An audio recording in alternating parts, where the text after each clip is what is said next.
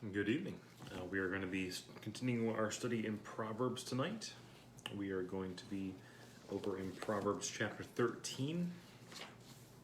We had gone through Proverbs chapter 12 last week, which brings us to Proverbs 13 tonight.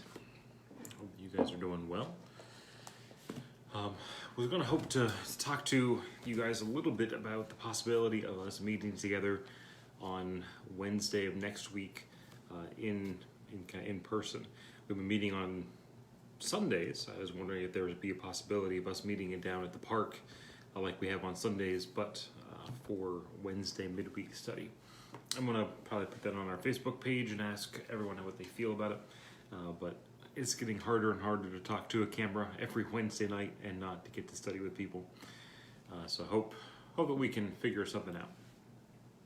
But kind of continuing on where we were last week, here in Proverbs chapter 13, we had mentioned that last week there was a pretty large theme throughout the chapter dealing with the mouth.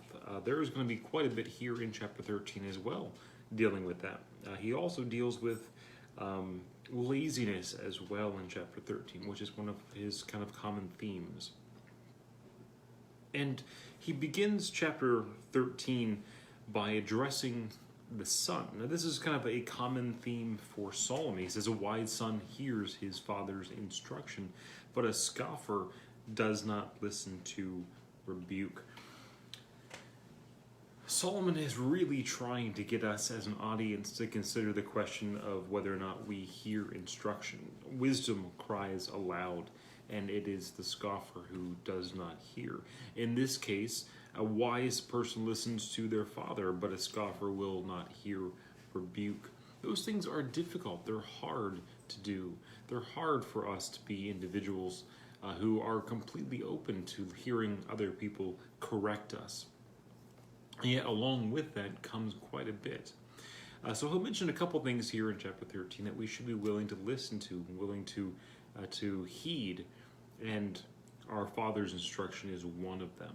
Here in verse 2, if the fruit of the mouth a man eats what is good, but the desires of the treacherous is for violence. Meaning that as you live your life, that your mouth is going to lead you down all kinds of paths. The things that you desire are going to be talked about from the mouth. And the fruit of the mouth, a man eats what is good, and from the desires of the treacherous, though, those desires are not for good, or not for just simply feeding himself, but for violence. Notice what he says there in verse 3. Whoever guards his mouth preserves his life, but whoever opens wide his lips comes to ruin. If you notice back in chapter 12 and in verse 13, that an evil man is ensnared by the transgression of his lips, but the righteous escape from trouble. Those two ideas are closely tied together in chapter 12 and chapter 13, that if you guard your mouth, you preserve your life. This also kind of relates very closely to what we look over in James chapter 3, that we can err in a lot of ways, but if we guard our lips, or if we're perfect in what we say, we become perfect people able to bridle the whole body as well. That if you take time to guard or to bridle the mouth, you get to preserve your life. But if you open wide your lips, you tend to come to ruin. Remember, all of these things are truisms, that they are things that are true. There's not to say that every time that you open your mouth, you come to ruin. But the idea being that the more we talk, the more that we say, the more that we say confidently, or the more confident assertions that we make, the more opportunities for error that we have. If we are ones who are listening to instructions as we get over to the later part of chapter 13, if we're ones who hold on to and revere the commandment, and we take hold of the word that brings us life, a lot of that takes time. It takes time for us to hear other people's input. It takes time for us to process that information and put it into action. And you need to sometimes hear a lot more than you speak, and that's what Solomon's getting at. So what he says in chapter 13 is the idea of that loose lips sink ships is the idea that if you guard your mouth, you get to preserve life. But if you open wide, and the idea of opening wide your lips is not just that you open them, but that you just say whatever comes to your mind, you come into ruin. He mentions in verse 4 that the soul of a sluggard craves and gets nothing, while the soul of the diligent is richly supplied. He will talk about individuals who work hard and do not lack here in chapter 13, as well as those who do work hard and do lack. And he begins somewhat in verse 4 to deal with their inner desires.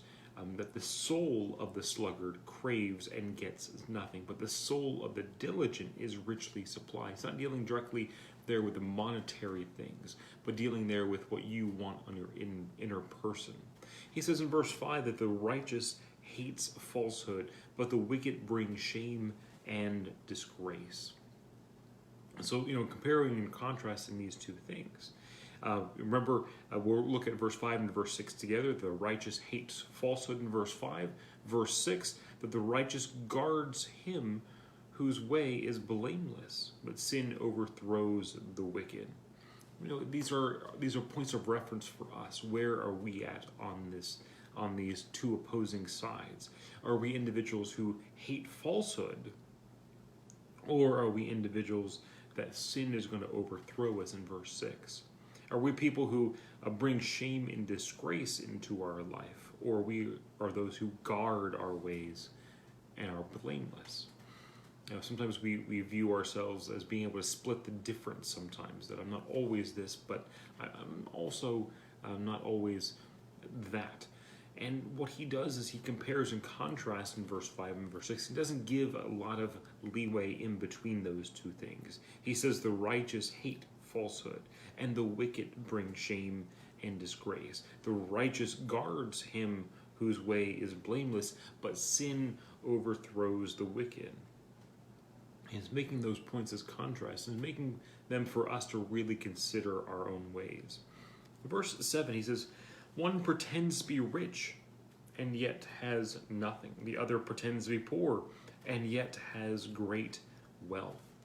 We had talked about this last week as well, that there are those who are individuals that try to appear like they have financial success or appear to have more than they really do. Spend their what money they do have in things that are more showy, more than being practical. And what he does here in verse 7 to verse 8 is to consider a couple things on wealth, maybe things that are a different perspective. When we look at individuals, we say, they must be so successful. He mentions here that some people just pretend to be successful while they're not. And there are other people who are probably greatly successful in verse 7, but they hide that and they pretend to be poor. And then verse 8 is another perspective. The ransom of a man's life is his wealth, but a poor man hears no threats. You look at people, you say, it must be so great to be wealthy. You must have so many less trials and so many less struggles with life, because we struggle, to make our bills. We struggle to get ahead financially. We struggle with getting all of our taxes done, and the list kind of goes on and on about all the financial things that we have on our minds. We think, if we just had more money, it would solve all of our problems. And what Solomon is indicating here in verse 8 is that there's some actual significant drawbacks to having more money. One of them being, have you ever had your life threatened because you have too much money? Do you ever have to ransom yourself back from the evildoers because you had more money than they did? That's just one area. There's a lot of things. If you talk to people who are vastly successful, there are some things that they have to deal with because of their wealth that you may never have to deal with. And he's not saying here in verse 8 that one is really comparable to the other. He's just saying that there are some things that wealthy people are going to have to deal with that maybe the common Joe is not. For here in verse 8, the ransom of a man's life is his wealth, but a poor man, he hears no threats. And then in verse 9, the lamp of the righteous rejoice, but the lamp of the wicked will be put out. The lamp, obviously not just meaning the lamp, but dealing here on a larger context of, if you are righteous, there's a lot of things that bring joy to life. There's a lot of things that you can do openly and in the light that bring joy and bring fulfillment. But when it comes to the lamp of the wicked, not only is it something that oftentimes they cannot enjoy in public, but also things that ultimately do not bring joy or fulfillment in life. That's also part of what he's dealing with in verse 9. In verse 10 he says, "By insolence comes nothing but strife, but with those who take advice is wisdom." Insolence, I forgot to look this up in the New King James or the King James to get the right wording. That would be kind of most common. But insolence is the idea of a touchy pride, of individuals who are always have a chip on their shoulder, ready to explode at any provocation, who find an excuse really to react negatively to situations. And so he says, by insolence comes nothing but strife. There's really nothing, there's no benefit, there's nothing that says, yes, this is a good reason to be insolent. Nothing but strife. And verse 10, he also says, but those who take advice is wisdom. And you cannot be someone who is insolent and also someone who takes advice. Those things are kind of mutually exclusive. If you're going to be touchy with your pride, if you're going to be someone who is quickly provoked, if you have a hard time hearing anything negative said to you, then advice is not going to be something that you get. And so he says that is not going to bring about. And there are, you probably met a lot of people who have been insolent people who have a really hard time taking any negative criticism, any corrective criticism, or just even talking to them in a slightly less than positive tone. But with those who take advice is wisdom. That there's going to be certain attitudes, certain characteristics and qualities that kind of go hand in hand with gaining wisdom. And Solomon kind of touches on those as we go throughout the book. That there are things you can say, yes, take wisdom, gain wisdom, look for it, seek for it, and take advice, and never really connect the idea that being insolent prohibits that. And what Solomon does very quickly and very deftly in verse 10 is connect those two ideas, that if you're going to be someone who takes advice, then you also have to be the kind of person who hears other people and not reacts poorly. He says in verse 11 that wealth gained hastily will dwindle, but whoever gathers little by little will increase it. Another alternative translation, verse 11, is the one who gains wealth by fraud. I think it's probably a better translation, verse 11, to deal with it as gained hastily. A quarter of all lottery winners, like big lottery winners, go bankrupt within, I think it's like 2 or 3 years. And then a full third of the remainder will go bankrupt even after that time. There is a real truth to it that if you didn't handle money beforehand, a big, large windfall, then you're not going to do well after. And that same statistic that applies to lottery winners also applies to individuals who inherit a large amount of money. For whatever reason, those two things seem to be very identical when it comes to just statistics of how people handle that. If they didn't handle money before they got their windfall, they don't handle it well after. But the solution to the problem is not just having more money to get you out of the problem. The solution is to learn how to handle money better in the first place. And so he makes the point that if you have the choice between the two things, to gain quickly or possibly by fraud in verse 11, that's going to go away. Generally speaking, that you're not going to do well with it. Or if you can work steadily and gain little by little and put back and save up, he says that's going to increase. And this, such great wisdom disseminated in such a small statement that a lot of times we fail to see that. We daydream about what would it be like if we were to get that mega jackpot. And the answer it depends vastly on what we do with the finances that we currently have now. If we're people who scrimp and save and work hard, and put some back and aside so we can actually have the things that we want, or to, do we pay off our debts, those kind of things, then generally speaking, with a large amount, we also are those kind of people.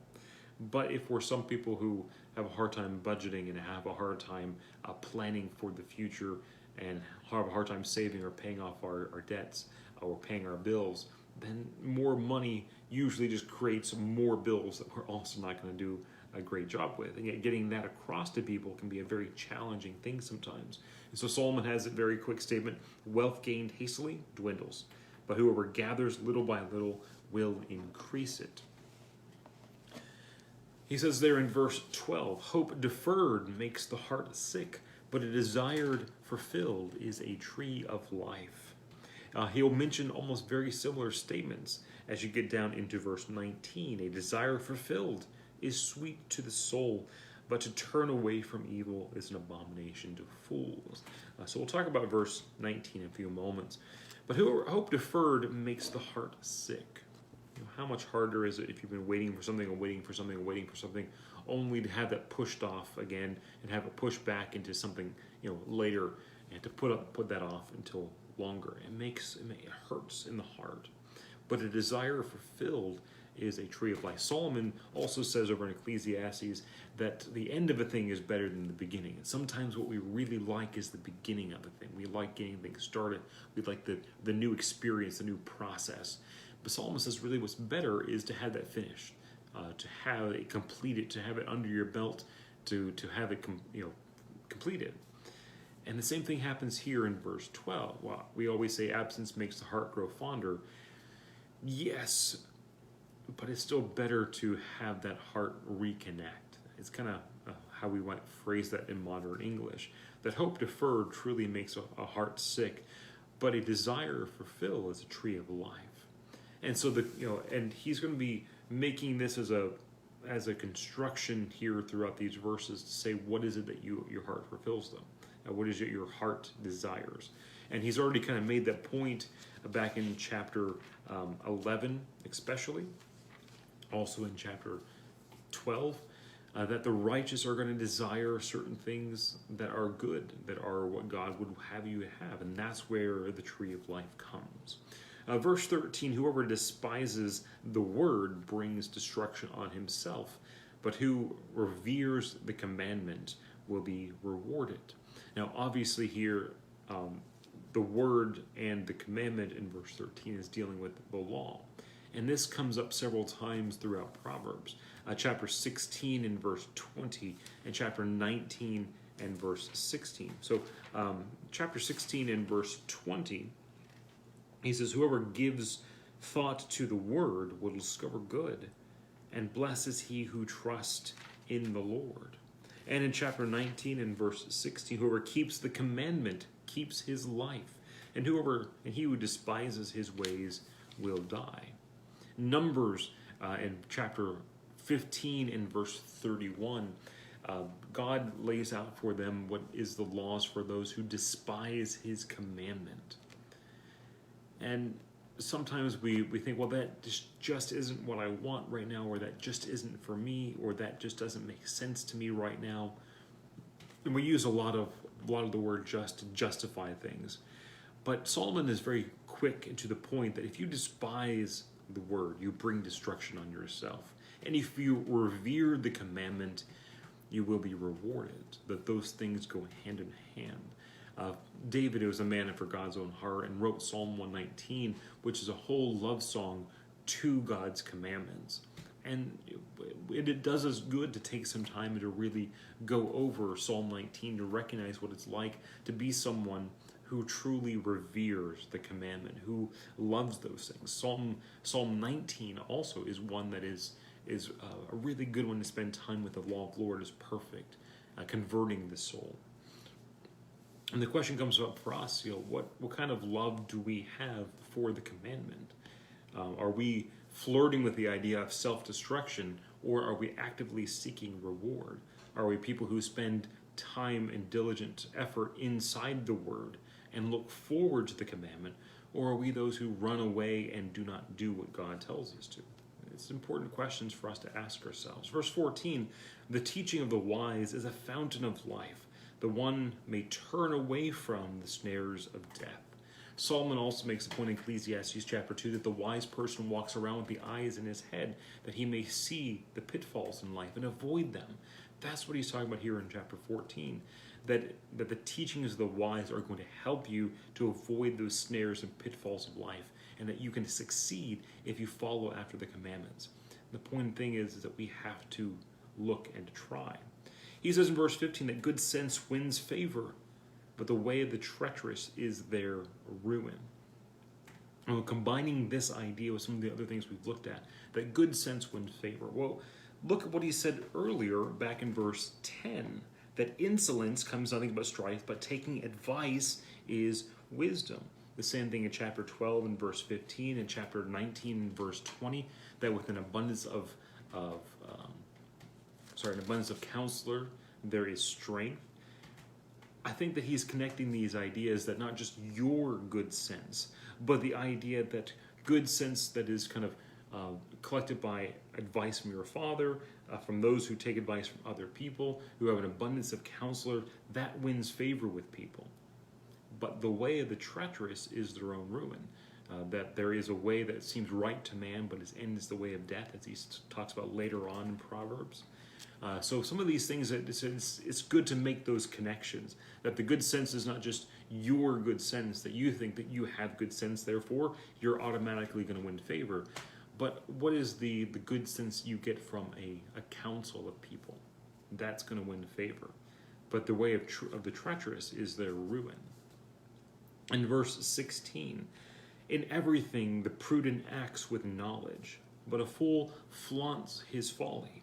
We've looked at this in chapter 12 in verse 23, that the prudent man conceals knowledge, but the heart of the fool proclaims folly. Or maybe one of my favorites is chapter 18 in verse 2.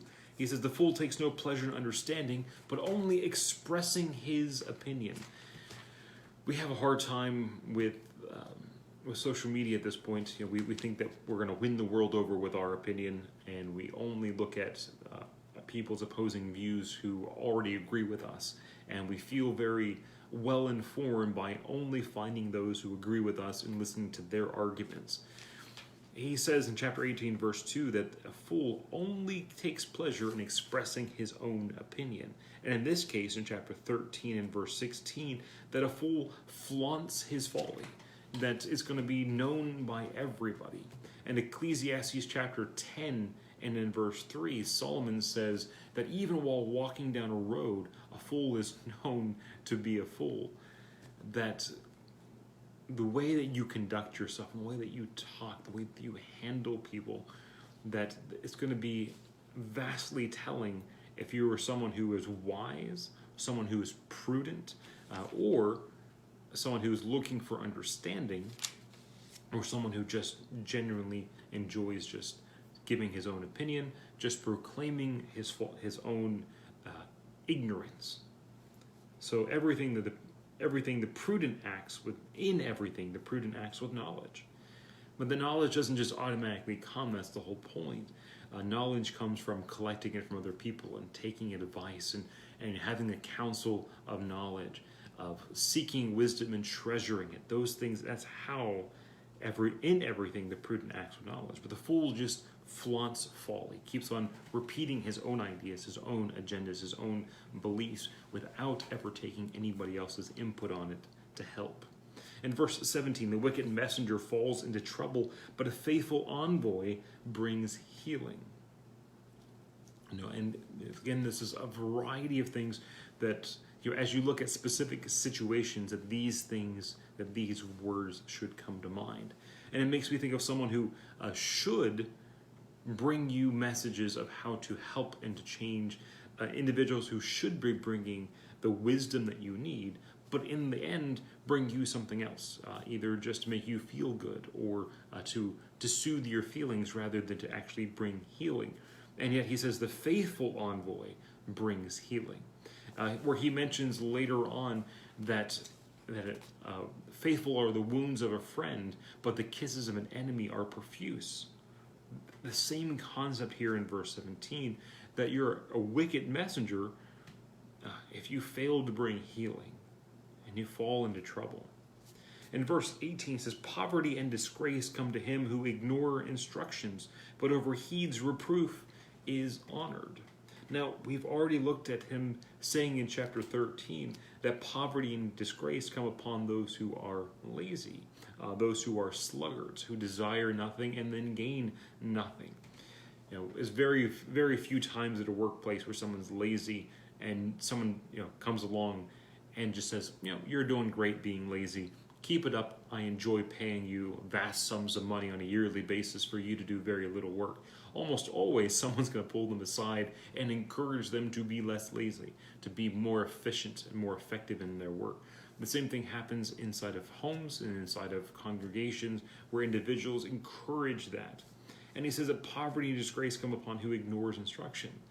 But whoever heeds reproof is honored, that there are better ways of doing things, and if you listen to people, you get more done. Here in verse 19, the same kind of corresponding one back to verse 12, that desire fulfilled is sweet to the soul, but to turn away from evil is abomination to fools. Now here he's going to pair these two ideas together, that a desire fulfilled is sweet to the soul, but obviously desire itself is also important to this. That the desire of the evil person is to commit evil. That is not sweet to the soul when it's fulfilled. What he's talking about is the desire of the soul that is sweet is obviously a desire that is already a righteous desire in the first place.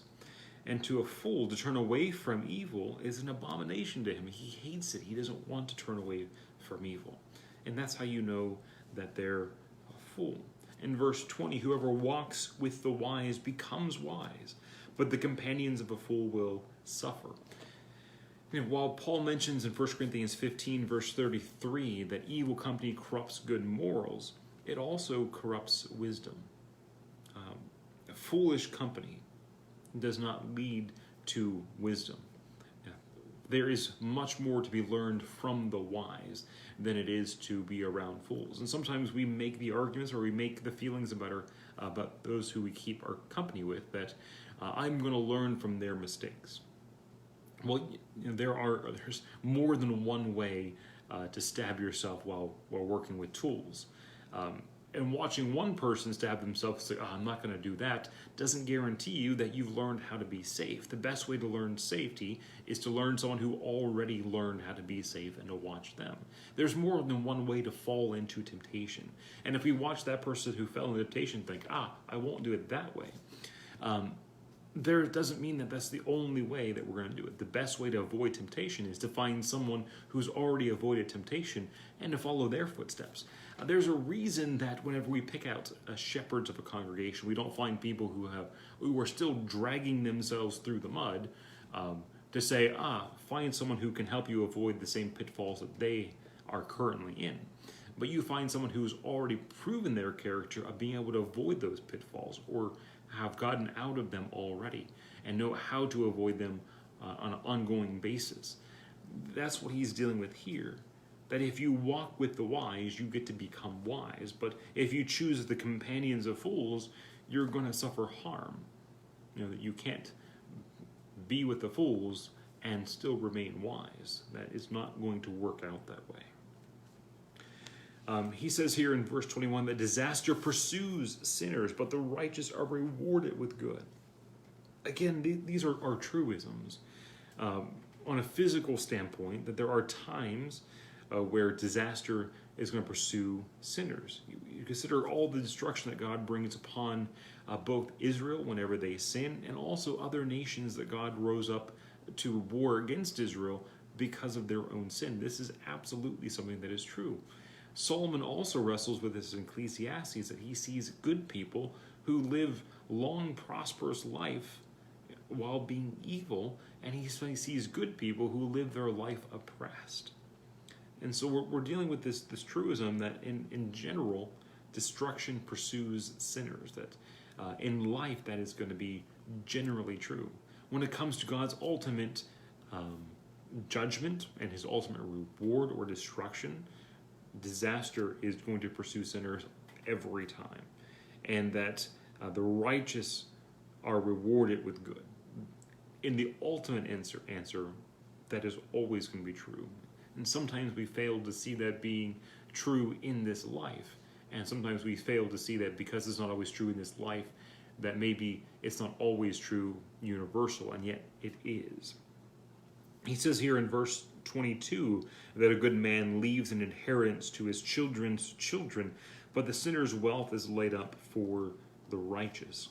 Again, we can look at these one as being purely physical, or we can look at this as being a much more important lessons. That yes, a good person who works hard, who is blessed with a good return on his work, may have an inheritance that gets passed on to the third generation, and that a sinner's wealth may end up passing over to someone who receives, who is more righteous. But if you consider it the other way around as a spiritual statement, how many grandchildren have been blessed by the inheritance that has been left spiritually from their grandparents? How many children learn lessons at the feet of their grandparents or even great-grandparents, or if they're blessed to have them, that heritage from them of being people who are busy in God's word and who revere the commandments, and who instill in them solid commitments to worship and habits of Bible study, and encourage them at a young age to put spirituality as an important part of it. And I think that's probably the best application of verse 22. And while you can certainly apply it to the physical, there is much more reward for the children's children of the inheritance of a good man, of his goodness and of his character that is going to be passed down. In verse 23, he also deals a little bit with the other side of life. The fallow ground of the poor would yield much, but it is swept away through injustice. Now, sometimes people are poor because of the choices that they make and the mishandling of money, or the greed that they have and the overspending, and sometimes it's not things that are really inside their control. The fallow ground, a ground that is left unattended or untilled or unworked, that would produce a lot for a poor person, and yet through injustice, the wealthy people in leadership, oppress them even further. And that certainly has been the case a number of times on personal levels and on large mass scales as well. In verse 24, whoever spares the rod hates his son, but whoever loves him is diligent to discipline him. This is a topic that comes up over and over again. I believe this is the first time in Proverbs that Solomon directly addresses it. He addresses it in chapter 19, verse 18, 22 and 15, 23 in verse 13 to 14, and 29 in verse 15. All of them very, very comparable statements of train up a child in the way that he should go, and when he's old, he will not depart from it. Or foolishness is bound up in the heart of a child, and the rod of correction will drive it far from him. Or strike a child with a rod, and you will not kill him, but you will save his soul. Those terms or those topics come up over and over again. And while he is not, the main thing he's getting in verse 14 is discipline. How that is achieved is not a universal thing. Not everybody is going to be disciplined the same way. And the way that you discipline at a young age is not necessarily the same way that you discipline at an old age. But the point is that sometimes we view loving children or loving kids as being just giving them an abundance of positiveness. I'm so pleased with you. I'm always happy with what you do. And maybe you didn't make the best choices, but maybe in the future we can do better. And steering away from discipline. And yet Solomon makes it very clear that discipline is an important part. How you do that, of removing rewards or positive negative punishments, however that works best for the child, that you decide as a parent. The point is of consistency, of for their good, for their benefit, and that it actually can benefit a lot. What we have is this mass social experiment for much of our society for the last 2 generations, where people have been barely disciplined or disciplined incorrectly or ineffectively. And we have a bunch of entitled people who have no idea how to handle life. And it's so heartbreaking for them to rebel, seeing there's been no real authority at home and no education at home, no training at home, to then want that same thing applied to our society, where we don't want discipline and we don't want order or instruction in our society either, and then to see society bow to their needs, or their wants rather. He says that if whoever spares that discipline rod, it's a metaphorical rod. It's not, you must grab a rod and beat your kid in order to love them. But the idea being that if you spare the rod of correction, you hate your son. But if you love him, you are diligent to discipline him.